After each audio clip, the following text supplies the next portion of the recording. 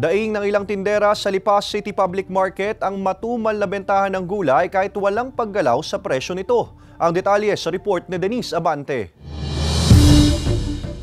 Halos isang buong araw na raw sa palengke ang tinderang si Leanne sa Lipa City. Madaling araw pa siya nagsimulang magtinda sa gulayan pero hanggang magtatanghali kanina, halos kakaunti pa raw ang nababawas sa kanyang paninda. Bagamat walang paggalaw sa presyo ng gulay, matumal pa rin daw ang bentahan. Minsan po kung nataas yung di minsan po binababaan na rin ng konti, nagbababa na ho ng konti. So mainit din.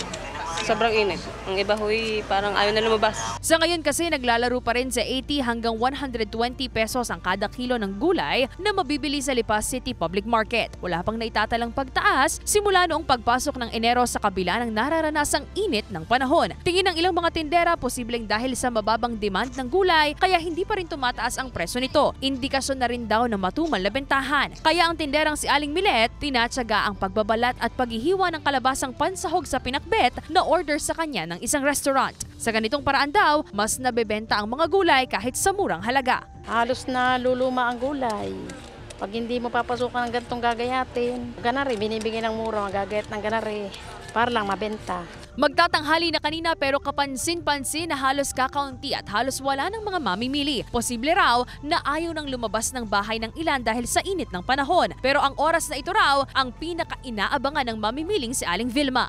Ngayon lang ako maluwag ganang may alaga akong bata. Maluwag. Ayos naman. Bumaba para maraming mabili. Sa mensaheng ipinadala ng pamunuan ng pamilihan, wala pang abiso sa kanila ang mga supplier kung magkakaroon ng pagbabago sa presyo ng gulay. Stable pa rin naman ang presyo ng karneng baboy na naglalaro sa 340 to 360 pesos at karneng manok na 220 pesos kada kilo. Kasama si J.R. Manjares, Denise Abante, Balitang Southern Tagalog.